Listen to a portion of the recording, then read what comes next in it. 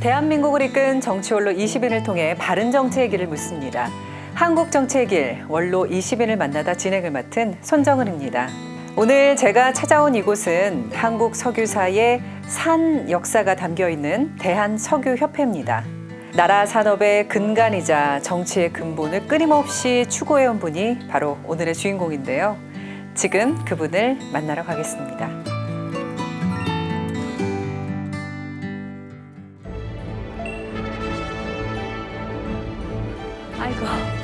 아이고, 손정은 아나운서 어서 오세요. 네, 부의장님 반갑습니다. 네, 반갑습니다.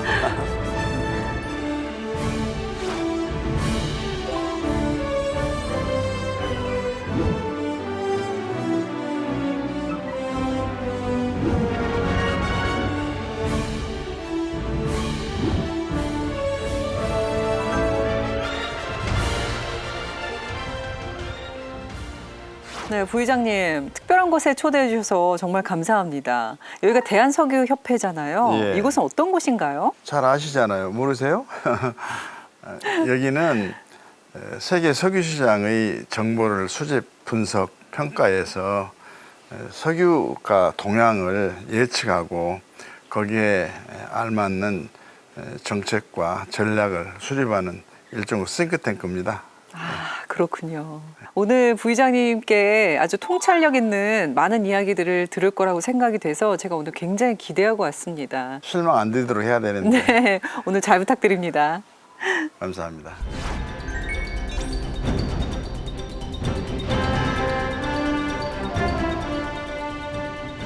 부의장님 반갑습니다. 안녕하세요. 네. 오늘 또 이렇게 부의장님에게 특별한 장소에서 함께하게 됐는데 저는 이 질문부터 드리고 싶어요. 요즘 보고 계시는 뉴스들이 많이 있으실 것 같은데 그중에서도 좀 관심을 많이 갖고 보는 뉴스는 어떤 걸까요? 그 마음이 좀 기쁘고 즐거운 그런 뉴스보다는 그 생활고 때문에 극단적 선택을 하는 취약계층 뉴스라든지 또 묻지마 폭력 살인 사건으로 우리나라 치안이 지금 아주 어려운 상황에 있지 않느냐 하는 뉴스가 나오면 굉장히 가슴 아픕니다. 또 그리고 아무래도 저 정치했던 사람이고 또 정치가 나라의 운명을 좌우하는 거기 때문에 정치권 뉴스도 또 많이 보도가 되고 그러기 때문에 그것도 접하고 그러죠. 네. 그런데 물가 때문에 서민들 생활이 어렵다 이런 말씀을 많이 듣고 저도 사실 피부로 많이 느끼는 거거든요. 그런 것을 좀 안타까운 마음으로 보고 있는데 빨리 물가 안정이 좀 돼가지고 서민도 생활고를 좀 이겨내고 또 정부 입장에서도 그런 취약계층 어려움을 좀 배려하는 정책을 신속히 좀 집행하고 마련했으면 좋겠다 하는 그런 생각을 갖고 있습니다. 지금 현재 대한석유협회 회장을 맡고 계세요. 네. 지난해 10월부터 해서 지금 1년이 됐네요.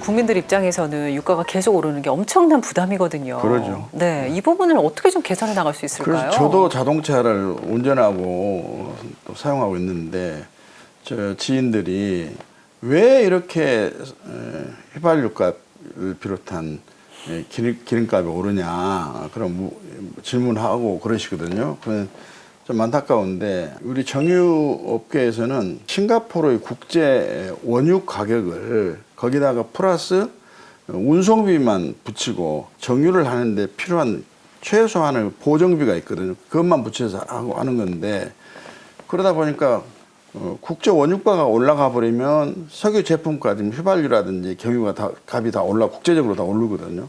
거기다가 또 이제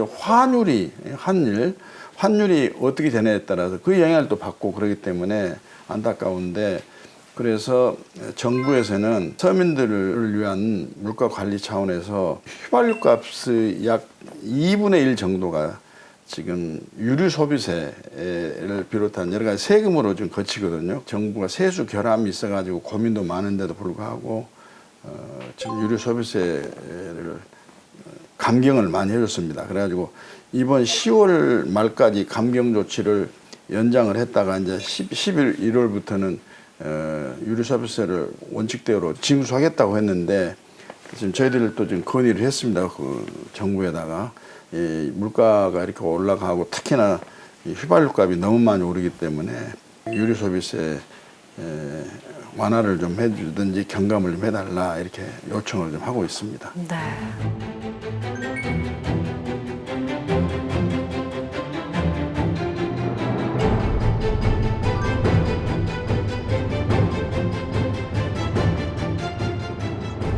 부의장님은 처음에 검사로 시작을 하셨죠. 예. 네, 검찰 주요 요직을 두루 거치시다가 김대중 정부 출범 당시에 초대 청와대 법무비서관으로 청와대에 들어가셨습니다. 그게 바로 또 정치의 시작이신 거잖아요.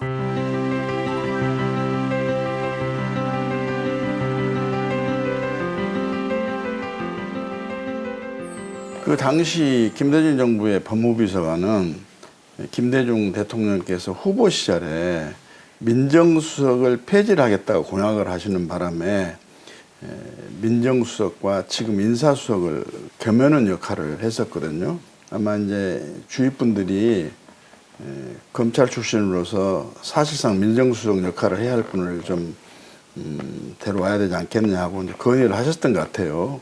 김중근 비서실장께서 내가 청와대 이제 들어가니까 대통령 당선인의 말씀에 따라서 법조 인사들 한 10명을 일일이 만나가지고 견해를 구했더니 8분이 박수선 검사를 추천하더라. 10명 중에 8명이요? 예. 저는 사실은 그 김대중 대통령 당선인을 전혀 모르는 분이었기 때문에 언론을 통해서만 봐서 민주투사를 해오셨고 막 가전 정치적인 탄압과 핍박도 당하시고 그런 분이어서 혹시 이분이 굉장히 권위주의적이거나 또는 독선주의에 빠져 계신 분이 아닐까 하는 생각이 들어서 그렇다면 제가 수행하는 그 민정수석의 역할을 제대로 하기가 좀 어렵지 않느냐, 정의로운 역할을 해야 될 텐데 그래서 제가 좀 사양을 했습니다. 그래가지고 저는 그 청와대 들어가지 않겠습니다 하고 이제 김중근 비서실장한테도 말씀을 드렸고 언론인한테도 이야기를 했어요. 그랬더니 김중근 비서실장께서 50년 만에 정권이 바뀌어진 김대중 정부에 들어와서 훌륭한 대통령 한번 만들어 보자 그렇게 말씀 계셔서 제가 이제 법무비서관으로 내정돼가지고 김대중 대통령 당선인께 인수위 사무실로 인사를 오라고 해서 이제 뵈러 갔더니 첫 말씀이 당신은 호남 사람인데 영남 정권에서 다른 사람은 차별받고 소외당하고 그랬다는데 어떻게 그렇게 요직을 다녔어? 그 비결이 뭐요? 그렇게 저한테 궁금해요. 물으시더라고요. 그래서 각 부처마다 다 헌법과 법률에 따라서 인사도 하고 또 정의를 세우고 원칙을 지키고 하겠습니다만은 검찰이나 법원은 상대적으로 원칙과 정의가 직무의 기본 자세고 목표가 되다 보니까 비교적 인사권도 그런 방향의 행사가 돼서 제가 혜택을 본 것 같습니다. 그랬더니 대통령께서 앞으로 당신이 인사를 하게 될 텐데 꼭 당신이 발탁이 됐던 것처럼 능력과 자질에 의해서 인사를 해야지 지방 출신력을 가지고 학교를 가지고 해서는 안 된다. 그 말씀도 하시고 그런 거 기억납니다. 네.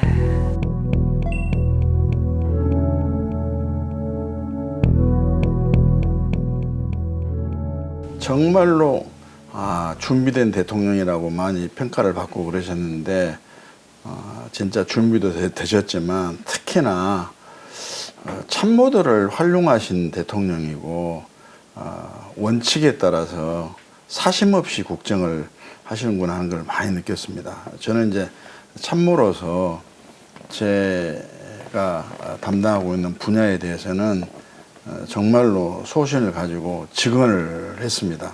민정수석 역할을 하다 보니까 시중 민심도 전해야 되고 보고를 해야 되고 공직기관과 관련된 여러 가지 사항도 보고를 드려야 되고 또 이제 사정도 함께 저희들이 관장 사무였기 때문에 그런 역할을 하고 보고사항이 많습니다. 이제 그러면 거기에 대해서 반드시 제 견해를 묻고 이게 합당하게 처리가 되고 있는 거냐, 그게 맞는 거냐 묻고 토론을 아주 즐겨하시고 그런 분이어서 부족하지만 제 의견을 개진을 하게 되면 그 점은 내가 생각을 못했는데 지적이 좋았다 이렇게까지 말씀하신 경우도 있고 그러면서 아주 허심탄회하니 말씀을 드리고 또 수용을 하시고 또 반영하시고 그래서 국가 원수께서 참모를 진심으로 신뢰를 하고 활용을 하시는구나 하는 점에서 많은 보람을 좀 느꼈습니다. 네, 저희 프로그램에서 준비한 특별한 코너가 있죠. 바로 추억 한 장인데요.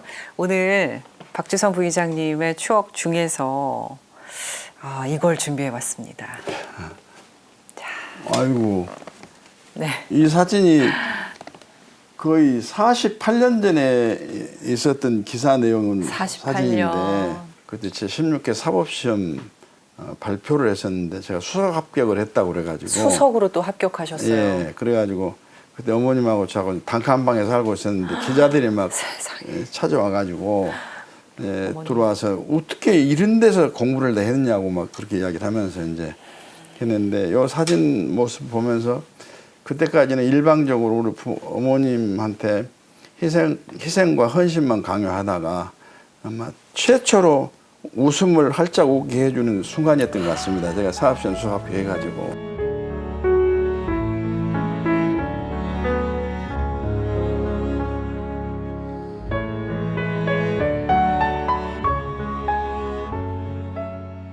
제가 어머님께 미안하기도 하고 더 큰 감동을 받았던 것은 제가 중학교 입학을 했는데 뭐 이제 입학금도 그렇고 교복도 마쳐야 되고 막 그러니까 이제 어머님이 병원에 가셔가지고 피를 팔아가지고 등록금을 마련하고 교복도 마련한 비용을 마련했다고 그때 최초로 털어놓으시더라고요.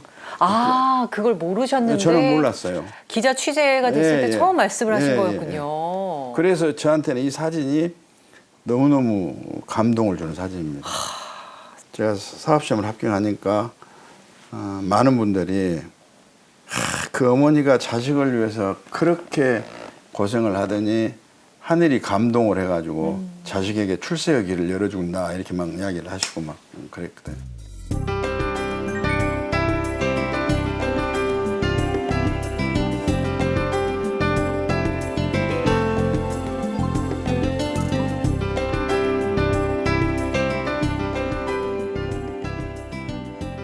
이제 본격적으로 또 국회의원 생활을 시작을 하셨죠. 근데 안 좋은 이야기긴 한데 이 이야기로 좀 먼저 시작을 해볼게요. 정치인으로 계시면서 무려 4번 구속이 되셨습니다.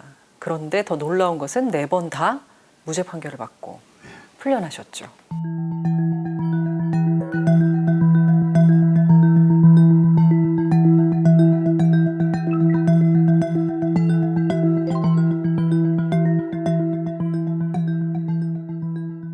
그 2014년 7월 달에 기네스위원회 한국 지부 역할을 하는 한국기록원으로부터 기록 인증서를 수여하겠다고 제안이 들어왔어요. 그래서 무슨 기록 인증서냐 그랬더니 최다 구속, 최다 무죄는 이게 신기록이다. 그래서 아무튼 실무자를 보낼 테니까 이야기 좀 해달라고 그래서 이제 만나고 기록 인증서를 받았습니다. 기네스 신기록 보유자세요. 네, 그래서 4번 구속에 4번 무죄를 받았는데 그 과정에서 개인이 겪지 않으면 모를 정말로 우여곡절과 파란만장이 있는 사람이다 하는 걸 느끼면서 제가 많이 쓰라린 고통을 많이 당했는데 네. 그런 과정에서 우리 김대중 대통령께서는 저한테 내가 검찰개혁을 제대로 못해서 희생이 된 박주선이한테 미안하다 하는 취지의 말씀도 사실상 사과를 주셨고 또 노무현 전 대통령 같은 분은 2008년도 7월 달에 봉화마을에 가가지고 노무현 대통령을 만났는데 그 제가 할 이야기를 다 했어요. 어떻게 대검 중앙수사부장이라는 사람이 체포동의안이 국회에서 부결이 됐는데 그 중앙수사부장이 또 불구속 기소를 하겠다고 연락까지 해놓고 또 다시 다른 혐의를 추가해서 구속영장을 청구해 구속시키고 있을 수 있는 일이냐. 어? 그때 이제 권양순 여사도 계셨고 문재인 전 대통령도 계셨는데 우리 뭐 당 지도부 다 계셨고 그래서 그랬더니 노무현 대통령님 답더라고요. 바로 박 의원님 미안합니다. 앞으로 좋은 일만 있지 않겠습니까? 저희 집에서 소주 한잔 하시면서 해포를 부십시다. 미안하게 됐습니다. 그러더라고요. 이 정치를 하다 보니까 이게 이제 이렇게 고통을 당한 거죠. 그래서 제가 그때 기록 인증서 받으면서 모든 기록은 시간의 경과에 따라서 경신이 돼야 되지만 제 기록만큼은 그 경신이 돼서는 안 된다. 제 기록을 갱신하려면 5번 구속에 5번 무죄를 받아야 할 텐데 그러면 당사자인 피고인은 도대체 대한민국을 법치국가라고 이야기를 하겠느냐 인권국가라고 이야기를 하겠느냐 이 고통은 당하지 않는 사람은 의원은 모른다. 최다 구속, 최다 무죄의 기록은 4번 구속, 4번 무죄를 받은 박수선으로 끝이 나야 되고 그렇지 않으면 대한민국의 사법의 위신이 처참하게 추락할 거다. 그런 이야기를 했는데 그런 고통을 겪었습니다. 네. 부의장님 말씀 들으면서 2가지 궁금한 점이 생겼는데 첫 번째로는 아까 정치 검찰 얘기하셨잖아요. 아 진짜 그 부분이 근절돼야겠다. 어떻게 생각하면 검찰 안에 있으셨을 때는 그걸 못 느끼셨는데 정계로 오고 나서 그 부분을 보게 되신 거잖아요. 그러니까 지금의 검찰을 봤을 때는 그때와 비교했을 때 어떻게 다르다고 느끼시는지. 저는 제 사건을 계기로 검찰에서도 자성의 분위기가 많이 잃었다고 저는 생각합니다. 검사들을 만나보거나 또는 교육을 받았던 검사들은 저와 같은 사례가 다시는 반복이 돼서는 안 된다 하는 이야기를 내부에서 많이 이야기를 한다고 들었고 저에게 또 미안하다고 이야기를 한 사람들도 많이 있었고 그랬거든요. 그리고 저는 사실은 저도 검사를 하고 있으면서 참 정치권과 밀착이 됐거나 정치권에서 예민하게 관심을 갖는 사건들을 저를 많이 했거든요. 해가지고 뭐 의압도 느꼈지만 정의로운 일에 대해서는 사표를 내는 한이 있더라도 법 앞에 평등하다는 관점에서 사법에 있어서는 성역이 없다는 관점에서는 해야 되지만 부당한 지시를 하는데 자기 정치권에 연을 대고 좀 예쁘게 보여서 출세를 해야 되겠다는 출세 지향적인 그런 검찰권 행사를 하는 것은 정말로 있을 수 없는 죄악 중에 죄악이다 나는 그렇게 생각합니다. 그리고 그 부당한 구속을 당하셨을 때 국회 안에서도 어떻게 생각하면 굉장히 차별을 받으신 거잖아요. 근데 지금도 같은 당이어도 다른 의견을 내면 막 적으로 간주하는 그런 경향들이 있습니다. 지금 현재도 사실 그런 일들이 일어나고 있잖아요. 그러니까 이런 많은 일들을 겪으신 원로가 보시기에 지금의 국회가 굉장히 안타까울 것 같은데 도대체 어떤 면들을 개선해야 이런 점들이 좋아질까요? 저는 수사를 하는 사람도 아니고 구속영장을 청구를 한 범죄 사실에 증거가 있는지 여부도 저는 모릅니다. 모르는데 다만 그걸 처리하는 과정에서 당 내에 특별한 뭐 인연이 있거나 당 내에 자기 앞으로의 정치활동과 관련해서 무슨 불이익이 있거나 하는 것을 고려를 해가지고 양심을 속인다든지 또는 일부 극성 뭐 지지층이라고 그럴까 당원들이 헌법기관으로서의 양심에 따라서 자유로운 결정을 해가지고 의사표출한 내용을 뭐 공개를 하라든지 자기들이 바라는 대로 안 했다고 그래가지고 색출해서 불이익을 줘야하는데 주장하는 것은 대한민국 민주주의 파괴일 뿐만 아니라 법치를 완전히 실종시키는 일이죠. 부끄럽게 생각을 해야 됩니다. 그 부분은. 저는 체포동의안이 가결이 맞느냐 부결이 맞느냐 그건 제가 말할 입장이 아니고 저는 사안을 모르고 또 수사 기록도 내용을 저는 본 일이 없기 때문에 알 수가 없는데 그 행태가 그렇다 이 말입니다.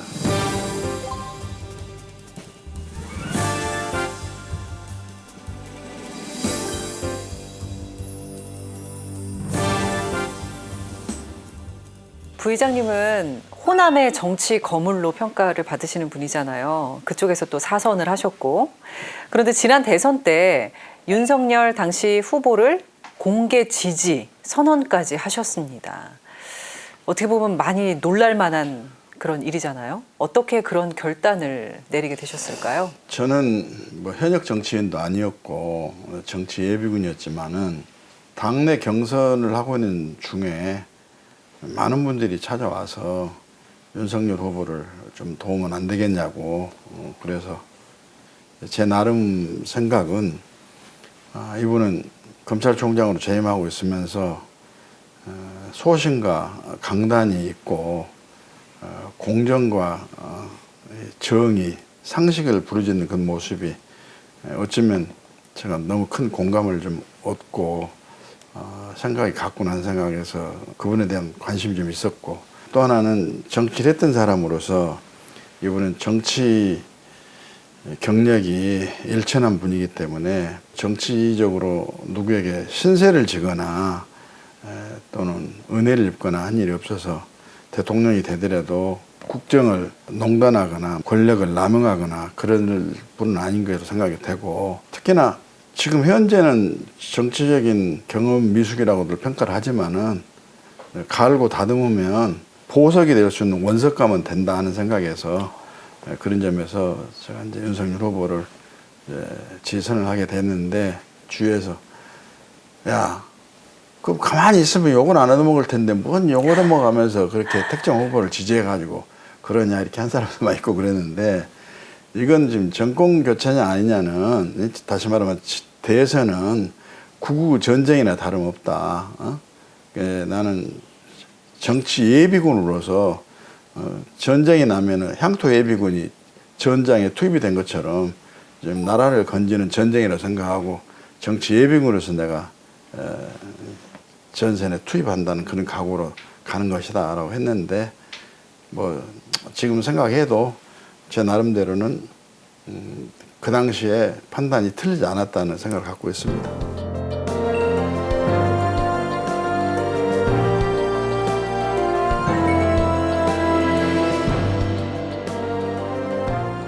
윤석열 대통령이 대선 후보 때 공정과 상식을 굉장히 강조를 하셨잖아요. 이에 부의장님은 공정과 상식위원회가 있어야 된다라는 말씀을 하시고 또 주장을 하셨어요. 그 배경에 대해서 듣고 싶습니다. 사실 대통령 당선하는데 여러 가지 요인이 있겠지만 후보로서의 윤석열 대통령께서 공정과 상식, 정의와 법치를 국정의 수단과 방법으로 삼겠다는 것이 굉장히 국민한테는 공감을 얻었다고 생각이 됩니다. 그런데 실제로 각 분야의 공정과 상식에 어긋나는 제도, 또 뭐 법 규정, 또 관행, 규제 이런 게 너무 많습니다. 그래서 공정과 상식의 나라를 세우겠다는 슬로건만 내세울 것이 아니라 실제로 국정 각 분야에 공정과 상식에 어긋나는 제도라든지 법률이라든지 뭐 관행이라든지 이런 걸 찾아서 대통령 직속 가칭 공정과 상식위원회라도 설치해가지고 심도 있게 논의를 해가지고 중앙정부 차원에서 할 일은 하고 또 지방정부에 하도록 하기 위해서는 뭐 지침도 내리고 해가지고 뭔가 국민의 입장에서는 공정과 상식의 나라가 되어 있구나, 되어 가고 있구나 하는 것을 체감을 좀 해야 될 텐데 계속 추상적인 슬로건만 내세워가지고는 우리가 체감을 못하지 않느냐. 또 그래가지고는 실적으로 미래를 준비하는 좀 국정의 행태는 아니라고 볼 수도 있지 않느냐 하는 점에서 저는 제 의견으로 말씀을 드린 겁니다.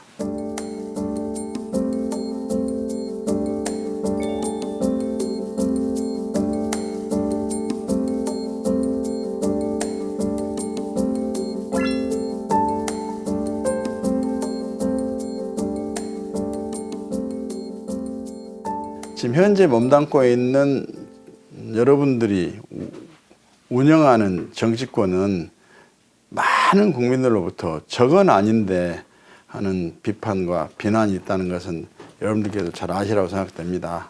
아시면 바로 고쳐야 된다.